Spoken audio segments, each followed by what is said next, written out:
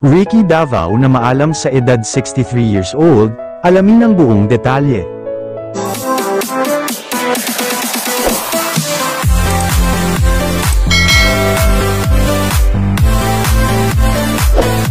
Pumanaw na ang veteran at award-winning actor na si Ricky Davao. Siya ay 63 years old. Kinumpirma ng kanyang Viva Entertainment family ang malungkot na balita sa pamamagitan ng Facebook. Walang nakalagay kung ano ang dahilan ng pagkawala ng aktor, ngunit matagal nang nababalita na pabalik-balik sa ospital ang aktor nitong nagdaang taon. Kalakip ang black and white photo ng veteranong aktor. Nakasulat dito ang mensaheng "Pahinga ka na, Sir Ricky." Magse-celebrate sana si Ricky o Frederick Charles Caboles Davao sa kanyang 64th birthday sa darating na May 30.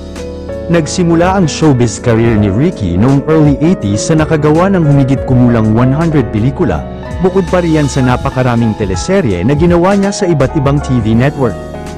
Bukod sa pag-arte, nakapag-direct din ilang TV show si Ricky.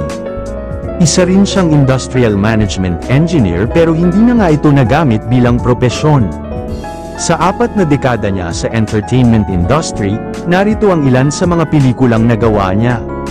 Verdugo ng Munti 1993, Escapo 1995, Cristo 1996, Mula sa Puso 1999 at marami pang iba. Talaga namang nakakalungkot dahil pumanaw na ang veteranong aktor. Unti-unti na rin nawawala ang mga magagaling na artista na talagang tumatak sa ating isipan.